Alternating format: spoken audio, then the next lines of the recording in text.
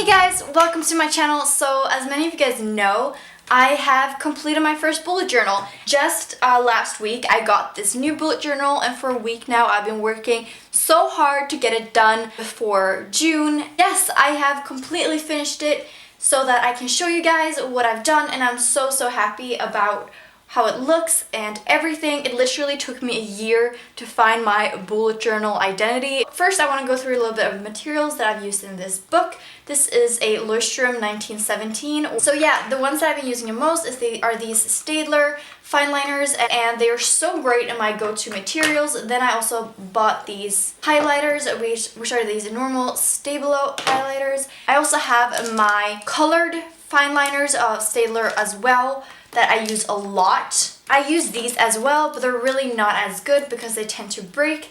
These are the Pigma brush pens, and they have this beautiful brush tip that are really pigmented. All of these, I mainly use them for coloring in and sometimes calligraphy, but they're really not that great. I kind of set it up a little bit differently. In the beginning, I kind of have what I need for the year, and then I have the setup for June, and then in the back of my book I have all collections because I was getting really tired of flipping through the months and seeing where the collections were, and so instead I want to make a collections at the back for those who are not dependent on the month. If there's a collection I only use for a specific month, then of course I'll put it into that month. So let's get started. Okay, so here we have the name and the address if it's lost. Then inside they already have a content list. I think that's really great. And I think I'll need more than 3 pages, to be honest. Here there is a key, and as you guys know, like if I've been doing this for a year, I obviously don't need the key. It's more for like, I don't know, decoration and kind of introduction, because I feel like the bullet journal is kind of incomplete without it, and that's kind of why I included it. And I also think it's super cute with the kittens and the red and the yellow highlighter. Here is my future at a glance. I started of course in June, so I put 4 months on each page, and this is the same format as always. I just basically fill it in the boxes with like a color, and then I'll write what the color means beside here. And so yeah, I included all 12 months, but if I've calculated correctly, it will only last me 6 months, but we'll definitely have to see. I think the Minnie Mouse and like theme is so cute with the pink. It ends in May in 1 year. Here I have birthdays, and I thought this was really nice. I don't remember where I saw this. I was just like looking up inspiration. And yeah, so basically I've just drawn a line out from the different months depending on who has a birthday that month, and I started filling it in, and that's kind of stupid because yeah, I just wanted to keep this as clean as possible for you guys, because I do actually have all these uploaded on my blog if you want inspiration, just taking your time and not in a video, or downloading, or whatever you want to do with them. Here is my future at a glance. This is a Calendex. I absolutely love this page with the washi tape and like the stickers. I think it's beautiful. I basically highlighted all the weekends, and the way this works is that here is the days of the year, and this is my whole school year. That's why it ends mid-May and starts mid-August. So these are the dates that I have school, and I'll just fill in when I have a project those dates. Here is a mood tracker. I didn't write mood tracker at the top. I put these really like retro smiley stickers here instead. But the idea with this is that the reason why it's so big is that it's morning and night, because I realize I have a lot of moods and I don't like summarizing my whole day with just one mood, so I decided I'll summarize it with 2 moods, colors. So like the colder colors are bad feelings, the pink ones are happy feelings, and the red and yellow ones are kind of anxious or uneasy feelings.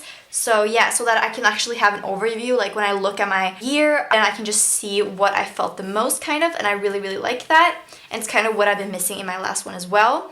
Here I have a monthly finances, so I basically write what I have income each month, what is consistent, and outcome, which is also consistent, so I can have a kind of budget planning. So here we come to the month of June. So basically I decided that this month would be a insects theme, and I really like that theme because I have a lot of cool stickers with insects on them. These are just watercolors, and I'll put my inspiration with a picture right here if you guys want to see.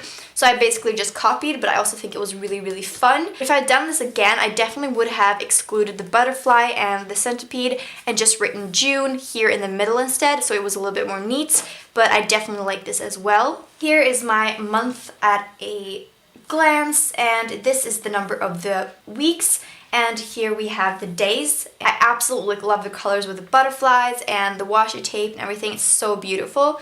Here I did something wrong and yeah, it looked awful, but I think it looks pretty nice the way I covered it up. Here I actually kind of started filling it in already, which is my mistake, but it's basically a checklist and it says bills, wish list, here are just important things of the month, to buy, and YouTube ideas, and this stands for film, edit, and post. Here I have something new that I haven't tried before. This is a gratitude page, and the way that I did this, I want to kind of include doodling as well as like something a little bit longer, like an explanation or something. So what I did is every second day I do a doodle, and every second day I do a line. And so basically I've written the numbers here, and I haven't written the numbers in the corners of the boxes, which is basically like the days that I'm going to doodle. I don't know if this makes any sense. Also, I don't know if frogs are insects. I think they're like, aren't they like reptiles? But I'm just gonna ignore that because it's relevant. So here I also include a quote instead of doing a gratitude page, because obviously I already know that it's a gratitude page. Here it says, there's always sunshine. Some days you just have to seek it. I think that's a quote by Wilma Holta. And here we have an expense tracker. So the way this works is that I have all the days of the week, and then I fill the amount that I used within these categories. So I have food, clothes, books, art, and then I have the total amount here. And here I have if I like get money or something like that. Here's my thought of the day, which is basically a line I write every single day. It's a cute theme. And here I also have a tracker. I decided to put like boxes around the days that I should do these things. And here is small icons for everything that I need to do. I thought it was super cute, and the days of the month. So these two are definitely my favorite pages of this month. Here I have a sleep tracker. So I was getting really tired of that little sleep tracker that I had like every single weekly spread. So here I'm just going to highlight the hours that I slept. So here's basically all the times of the day, and then I'll just highlight when I fell asleep until when I woke up. So then I can have a monthly overview. Here is a reading log, and I decided to do reading logs monthly instead. So here I have a priority list of the books that I want to get to this month, kind of like a little TBR. And here I kind of have a log stating title, author, what date I completed it, and a little comment.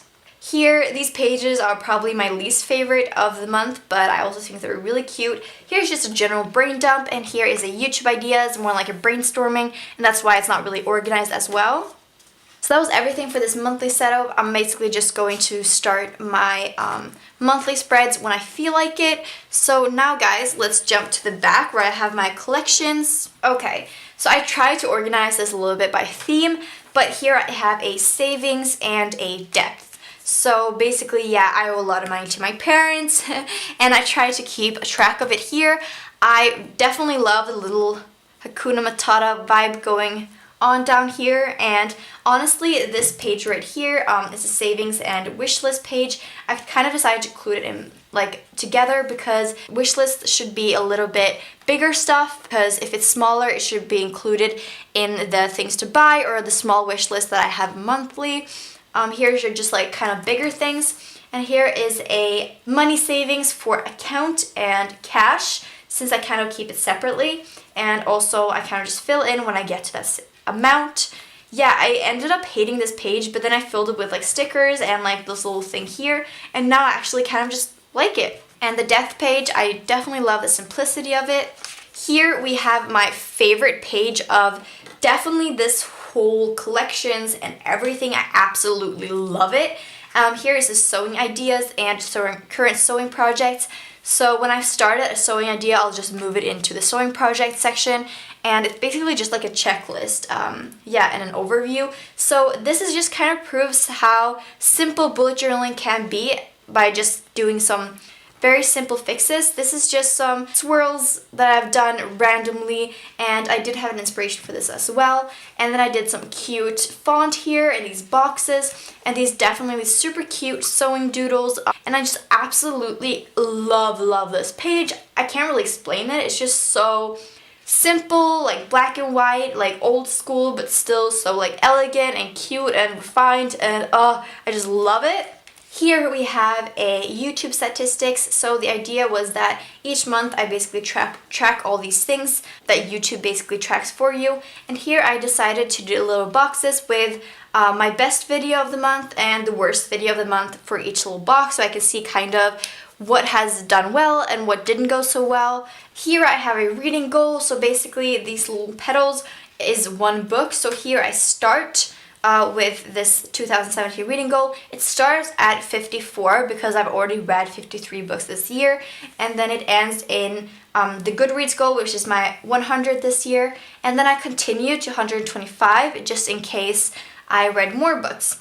And here I probably do something similar for 2018, but since I don't really know what I'm doing for 2018, like what the goal is gonna be and like that kind of thing, I kind of just left it blank. Here is my to be read reading list, so I basically just write the books that I have to read into these little boxes, and it's only going to be the books that I have, which is really important because I'm going to show you guys later in the upcoming page. So the way this works is that instead of just drawing a little dot above the books that I did last time, I basically did this like hanging lights thing that's going down. So the light that is above that book basically represents that book. So when I've like read a book, I'll color in the light that's above the book. And yeah, I don't really know what to have here yet, so yeah, we're just gonna have to see. I also included this quote right here because I absolutely love it, and it was also in my old journal.